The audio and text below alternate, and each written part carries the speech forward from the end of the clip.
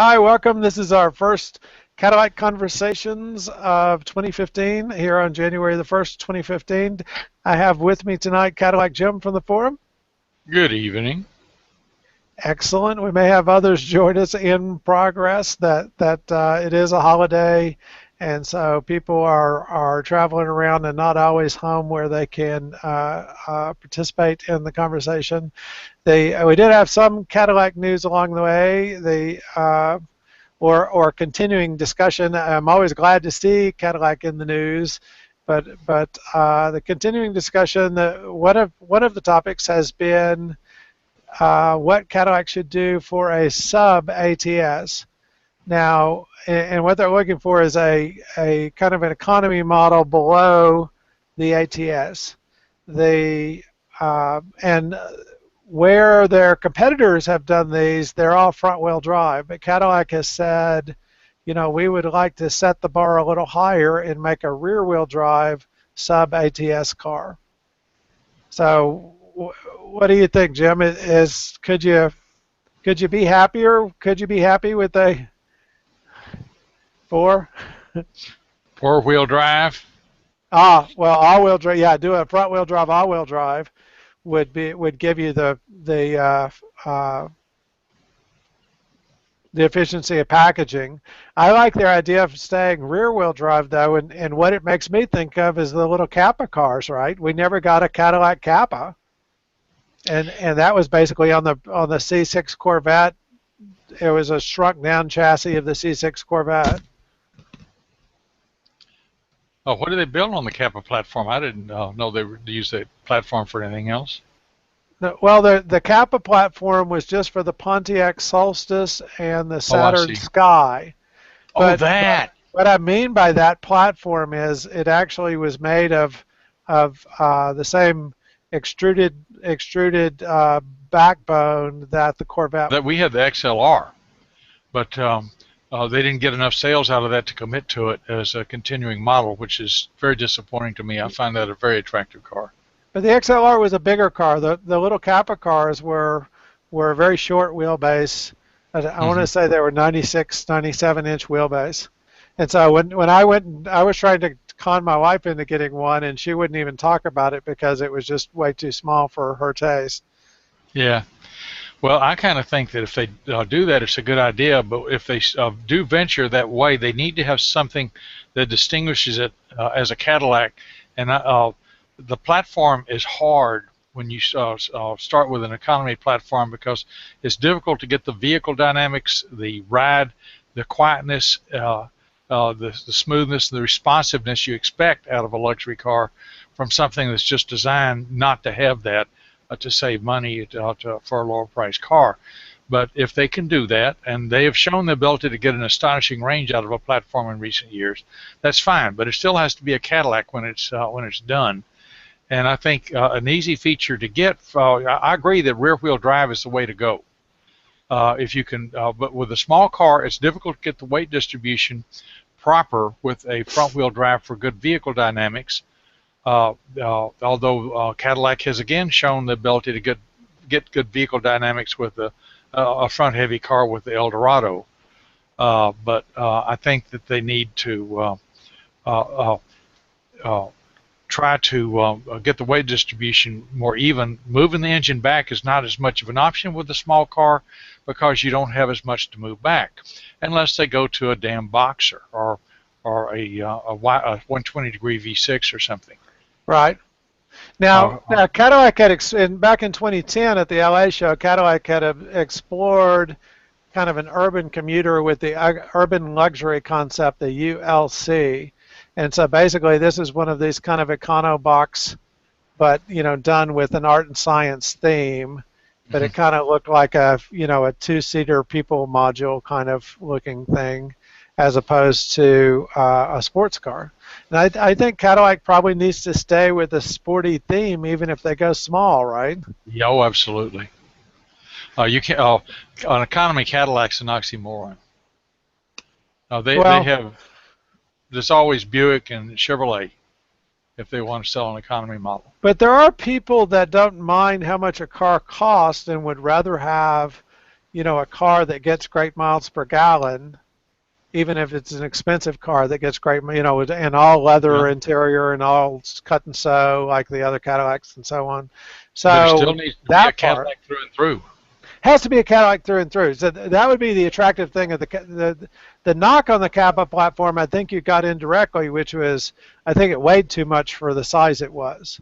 Hmm. And so that they would weigh almost as much as an ATS, even though they were smaller. That's part of what you got to be careful that all this makes good sense, right? That Yeah. because where you have small engines that get the same miles per gallon as big torquey engines, it doesn't make good sense. I mean, Hmm. you got to have a reason. If your economy car doesn't get better miles per gallon than your non-economy car, it doesn't. There's no logic there. And so, yeah. Now, are you familiar with the now the you're not going to like this answer, but the other one that appealed to me was taking something off the Chevrolet Sonic, which is their battery electric vehicle. And because the Chevrolet Sonic is surprisingly rapid, it has great torque in battery mode, Yeah. and they have it now. So why not do another? You know, they had terrible results, of course, with the terrible sales with the ELR, but why not do another one and copy the Chevy Sonic and release a Cadillac version of that, all trimmed in leather and custom paint?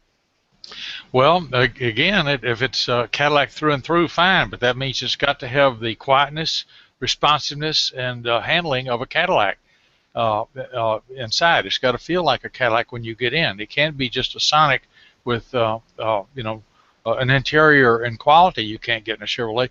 It has to drive like a Cadillac. Yeah, And exactly. I'm And not sure you can do that with a Sonic. I haven't driven a Sonic. well, Sometimes you can tell from a platform what it's capable of, but I just haven't got any experience with it.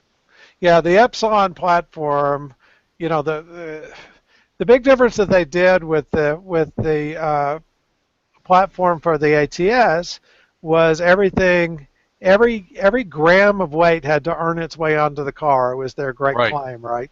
And so, Yeah. in other words, extensive use of aluminum. They downsized components that were over-engineered in order to make the car weigh as little as possible, and that's why the ATS came in at 3,400 pounds, class leading weight for a luxury car. And Hmm. so what they'd have to do with this car is, I'd like to see them take that challenge where take something like the Sonic platform, but bring it in at a much lower weight, with through using expensive materials on the exterior and so on, in order to, and then make the point that, hey, if you want the Chevrolet version, here it weighs 2,800 pounds, but the Cadillac version weighs 2,400 pounds and has, hugely better performance. And it Well, has leather and it has, everything that you would want. well, let me tell you one fundamental difference in the EK platform, which I admit is older, but I think they're probably still doing that, and the other similar platforms that GM used in the same period. The front and rear suspension were both an engine on the front, were on their own subframes. The subframes were mounted to the frame on rubber biscuits, and this gave them the rigidity of a unibody, of total 100% unibody, with a major improvement in quietness and smoothness and insulation from road noise. And it gave them the vehicle dynamics that they could have gotten, and the chassis stiffness that could only be obtained with tight coupling and so forth. Could have been done with the unibody. Now the CTS is a major advancement in chassis rigidity over those old ones, but I found it a very quiet car on the road. Yes. And I think that they need whatever platform they get, they need to do this. Now, adding something like a subframe to mount the rear suspension on is very difficult to do if the platform's already designed with rear suspension mounts on it, and the strengthening on the unibody so that there's no place to put a subframe. Particularly if you want to keep the weight down. So you would have to modify the platform to give it that separate subframe. So this is the kind of engineering problem you're going to have if you try to use an existing platform. And So the alternative, of course, is to use not necessarily a clean sheet of paper, but separate platforms for a Cadillac. That Yeah, but they don't have the time or the money to go develop, the economy of it wouldn't make, the business case wouldn't be there, right, to develop a Cadillac only rear-wheel drive platform below an ATS. The worst idea I've heard out of all the articles was where they said, now why don't you take the ATS-L, the long version of the ATS that they're selling in China, make that the main ATS, and then make the ATS the sub-ATS car, which is like, we just got the ATS perfectly aligned. It's within an inch Mhm. of the BMW 3 Series. Why would you go move it out of the class and then put something else there? I think they have a winner with it as it is, and I think that the ATS is fine. I haven't driven one, but I've seen the performance numbers on it, and I've heard a lot of people rave over it that have them, and I don't think that stretching it is what you want to do for the American market. I think that they really do need. Well, if they do build a smaller car and they go to a front wheel drive because that's where the layout constraints of a smaller car force them, well then fine, go ahead and make it for four wheel drive, but the small differential and the exchange transfer case go in the rear. If you have a rear wheel drive car where the weight is balanced within the thrust because of weight transfer on acceleration, and the major strength of the drive is in the rear, and you have a small differential and transfer case on the front, and that's fine if you have the room, like they would with the Escalade.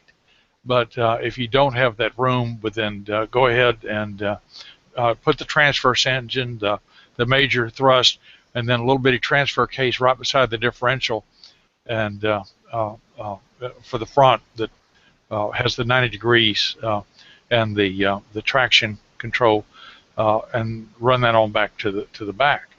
Uh, Also, they've shown a lot of ability to use electronics in place of clutching for traction control without a friction clutch inside the differential or transfer case. I don't know how that would take a lot of thought to work out, but that would fit in a small platform, and it would give them something that would be a major advantage in a small car for performance, and particularly in the snow, but also for those who like spirited handling. One of the things I love about my CTS is the way the PCM and the transmission work, that if you whip around a corner like a 0.85G turn, the car is not in fourth gear when you get around the corner just because you're in 30 miles an hour.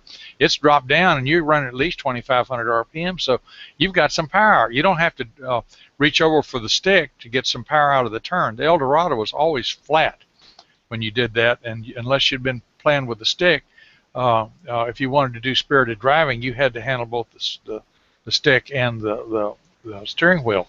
But you don't have to do that with the CTS. The PCM deal does that for you, and having the four-wheel drive out of a tight corner could make a big difference in spirited driving. So I think that this could offer.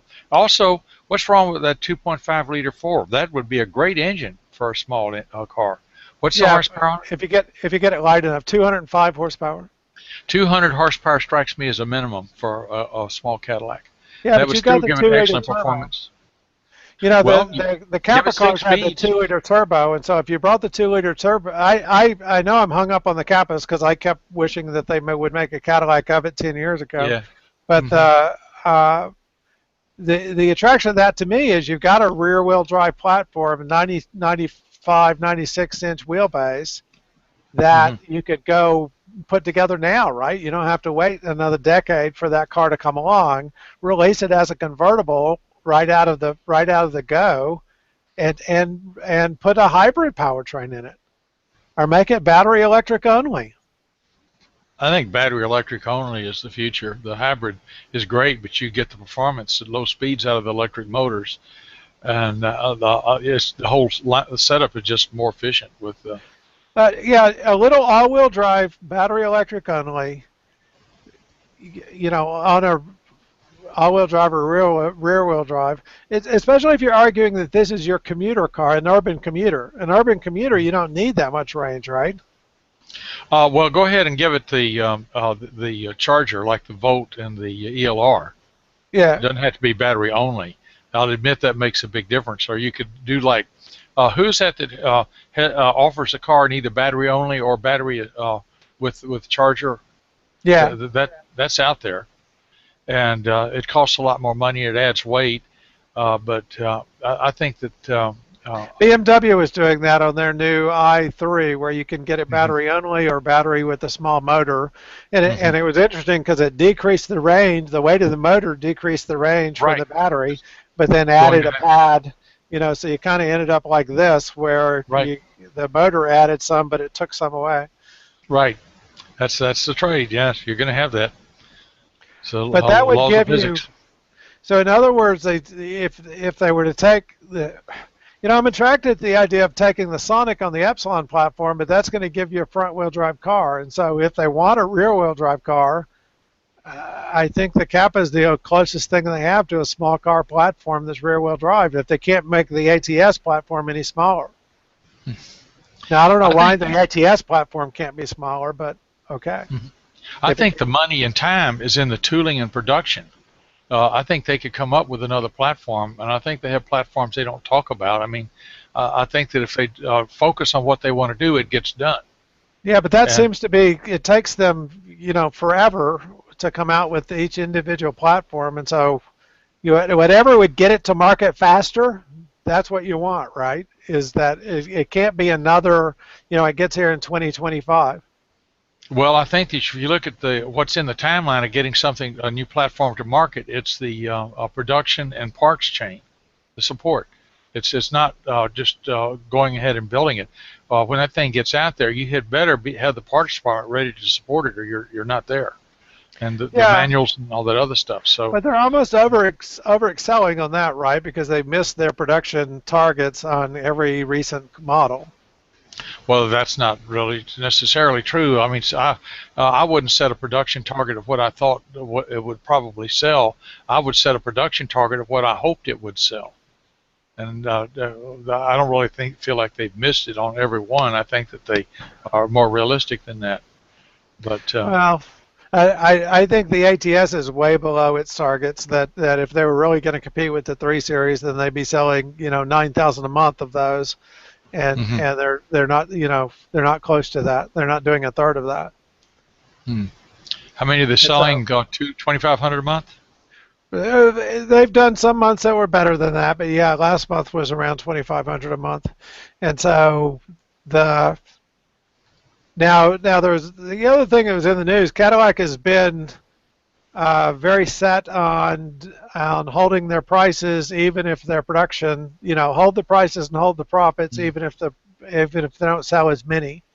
But Mm-hmm. the other thing that was in the news recently is how much money Cadillac was, individual dealers were discounting the CTSs and the ELRs. We saw that one article earlier in the year where the guy pointed out that he managed to, by putting together this discount and that discount, get a $75,000 ELR down to $50,000. And the That's same thing not a with the bad idea. CTSs. Some of the CTSs are going with $15,000 off. Well, you know, I'm so tight my eyeballs squeak, and I make deals like that every time I buy a car. Yeah, so nothing new for you, right?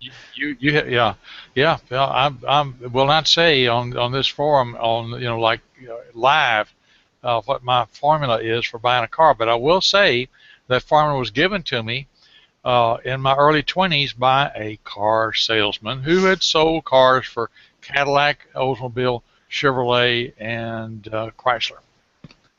Right. His son was my best friend in high school, and he was very experienced, and he told me what I could offer a dealer and make a deal. The trouble is, he's not gonna sell a car like that he has banked. In other words, if he is paying interest to have that car on his lot, well then the numbers make less sense to him. But Right. if you fill out an option sheet and order the car and take it the day it comes in, and all he has to do is bring it in, make it ready, and you pick it up.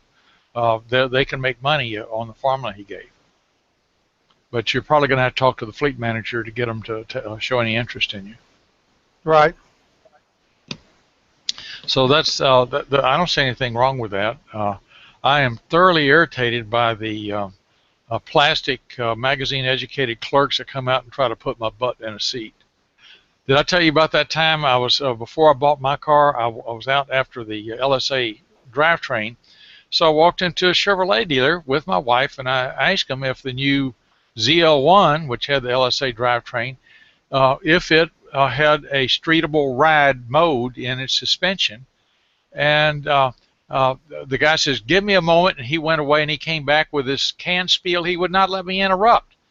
And his spiel was that I should consider a V6 Camaro. Well, I was not in there to buy a garish kid's car with a damn V6. I was there to buy an LSA, and there was no way I'm going to consider a 20-inch wheel garish. What do you call those little slot cars that kids buy and roll down the ramps? I'm not going to buy something like that and drive it around with an MV6 in it. If I want an LSA, I don't care much what it looks like, but I'm not going to buy a damn V6. And he would not let me interrupt. And finally, I got when he was done with how that I, for a nice ride, but then I should consider this and this and this, and then he kept talking about Camaros that a 20-something or 30-something might be interested in as a daily driver, but not me. Right. And he wouldn't let me interrupt. So I don't need that. Yeah, no, but you quote the numbers you're interested in, and those guys aren't going to be interested in that either. You got to talk to somebody who deals with those numbers, and that's generally the fleet manager in a large dealer. I mean, you'll get an old experienced salesman, and he'll say, "I can toss this off in 15 minutes of my time," sure. But most of those clerks, no.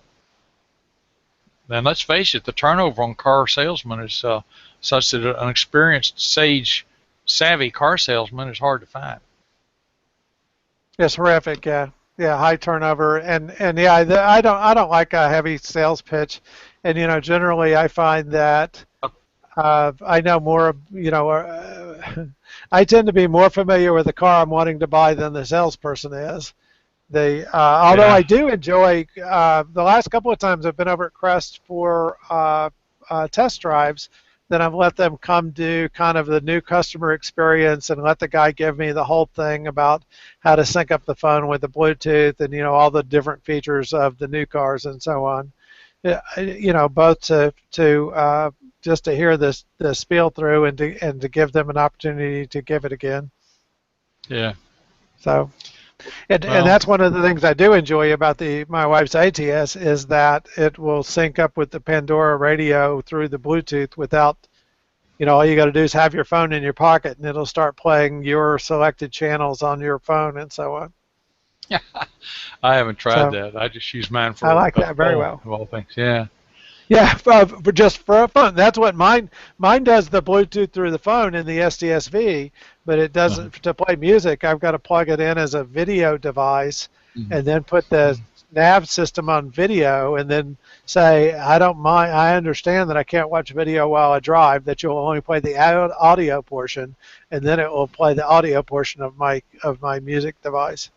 But the new ones have Bluetooth for the music as well. So I don't think mine will do that. I think it's got the same dash electronics as the 29, the year it came out.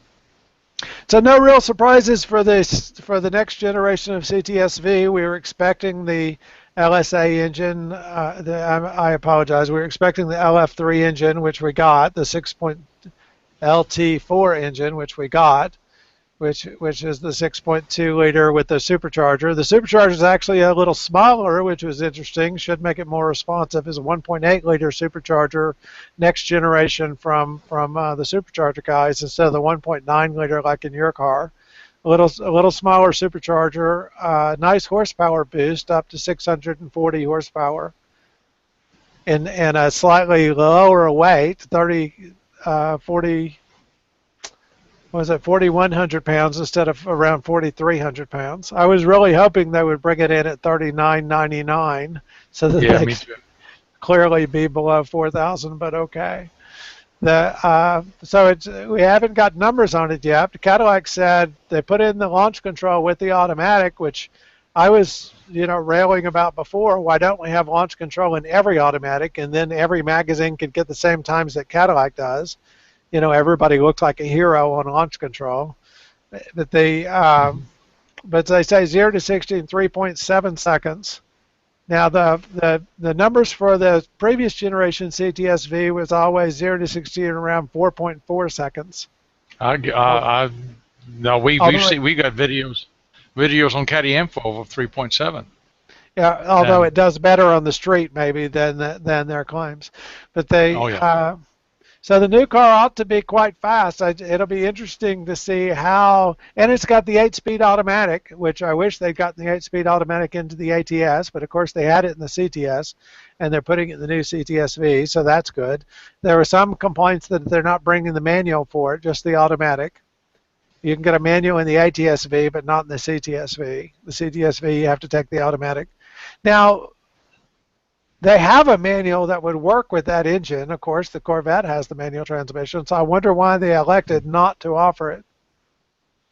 They're only going to make, Pro- 2,000 of these anyway, so why wouldn't you offer to make, 200 of them manual transmission? maybe they wouldn't figured. Maybe they wouldn't sell 200. Maybe they'd sell 20. Well, I think the take rate's been around 5%, right? So if you're going to Five sell percent. 2,000, yeah, maybe higher in a performance car like this. Yeah, that's a And good point. so if you're going to sell 2,000 of them this year, which I think would be great sales for the CTSV, we're still waiting to see what the price is. If you're watching at home, uh, uh, where we post the article, there's still an opportunity to put in your guess on what the price on Yeah. this CTSV will be, and we'll have some price for that. I don't know what the price will be yet. If you don't have a Caddy Info knife yet, we'll probably get you a Caddy Info knife, the escape tool. If you have a Caddy Info knife escape tool, then I'll send you something else. I've Well, got prizes on the shelf that we haven't been using. So, the second mine came in, it wasn't the console of the CTS. oh well, good. I keep mine in my pocket. I use it quite a bit around at the store for opening packages and Mhm. uh, at home for opening stuff. So, and I finally got where I can flick it open easily with one hand. I think they do well they do better the more you use them. Like some other things. Yeah, I think I'll bring it in and start using it for a utility knife. But I have a Swiss Army knife I normally use for that. Yeah. So, and I Well, there's also a have question. Go loads of ahead. stuff I carry in my pocket all the time anyway. I don't carry too much already. Well, there was a question I have the larger of the two knives, Hmm. and this is Yeah, the caddy. You can just see the I caddy think that's info the seal one there. you sent me. Yeah. But I finally But got it where it flips open easily, which uh huh. which makes it nice for you can just one hand flick it Hmm. out, and so that makes it nice for opening boxes or packages or whatever.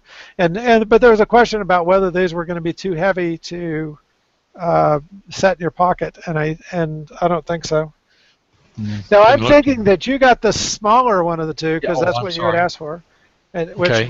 looks like this one's still in the package, but it looks like that one. Yeah. Well, actually, mine looks.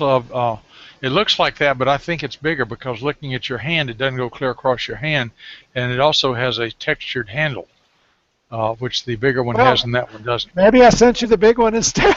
I intended to I send don't you know. this I one. just threw it in the console and have been so busy. I haven't even looked at it since. I'm embarrassed because I should know. No, Uh, no, uh, no worries. I'm glad it got there. The yeah. and Somebody else may have gotten the small one then. But I got a mix of the big ones and the small ones and the pink ones so that we would have choices. So and I was glad with the way they turned out. Although the emblem's a little bit dark, I wish it was a little brighter than the dark emblem. But as my wife actually pointed out that it's prettier in pink because the pink knife kind of matches up with the pink emblem, the pink letters in the emblem. But So, okay.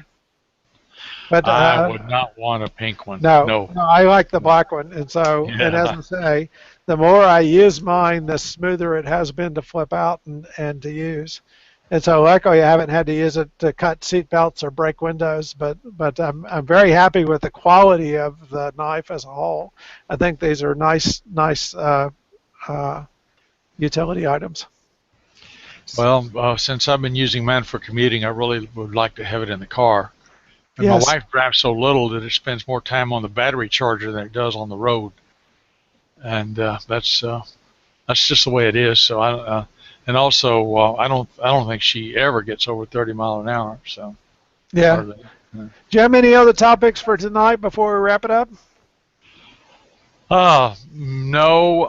I just, like I said, I think that they really need to focus on a Cadillac only platform. It can be a modified existing platform and short circuit the problems. I think all the problems you're talking about and lead time and so forth are parts chain problems.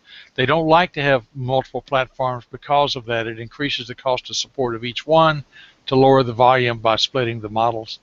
But I think they can show some ingenuity in how to have different versions of a platform that are Cadillac and which are not by adding bracing and subframe and insulation and so forth for the Cadillac. It's that's not on the others. Also, they can make fundamental differences in the body mounts and the unibodies that will make something more of a Cadillac and less of a Chevrolet. They can do this. It's they've shown an amazing renaissance in engineering in the last 15 years. They began in the 90s, and I think that they can do this. So I think it's really a problem of deciding what to focus on for the platform, what the design point is going to be.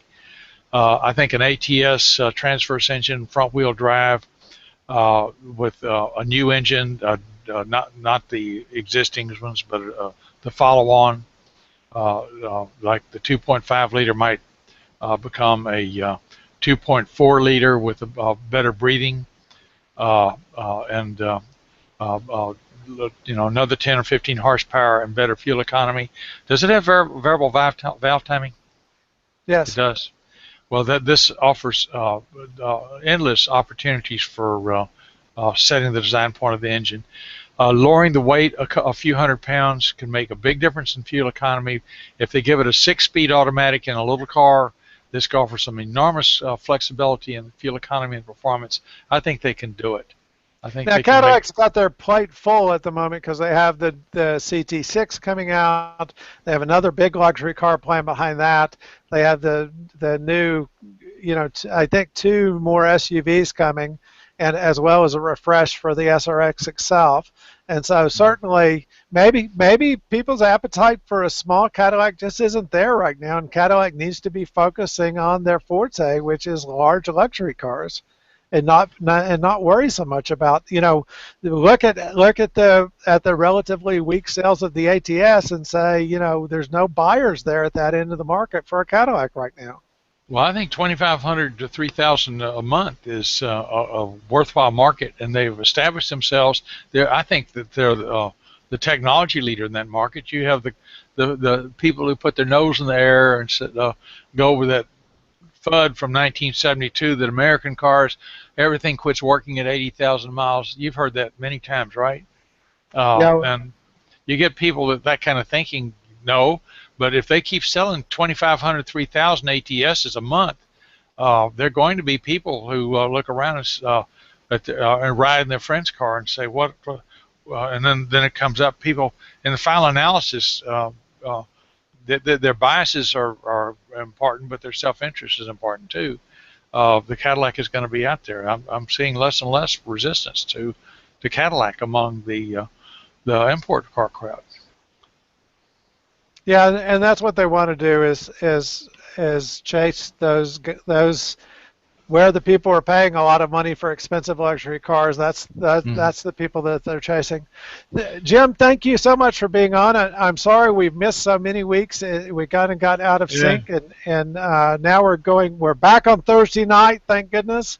I graduated from the Citizens Police Academy here in Oh, Plano, and we're wonderful. back on Thursday nights. And so thank you for joining me tonight. And I want to shout out to Texas Jim and Yeah, KHE and our friend Kevin. Tim Carroll. We missed this week, and so and Yeah, Vinny, we missed Vinny this week. Benny. Yeah. So hopefully they'll be able to join us another time. Any last words, Jim? Well, this is New Year's Day. We'll have more people next week. There you go. No, I have tons more to say, but I think you don't have time for it. Yeah, we're 9 minutes past our 30-minute, our Yeah, arbitrary 30-minute enough limit. is Okay. enough. Thank you for being on, Jim. This was the Thank you. Cadillac Conversations Google Hangout, where we talk about Cadillacs every Thursday night. We start at 7:30 Central Time, 8:30 Eastern Time. If you'd like to join us, then circle me on Google Plus and contact me and let me know that that's the case, or contact me through the caddyinfo.com forum, and I would be happy to talk to you about joining us live in the forum. Hold on, Jim. I'm going to stop the broadcast.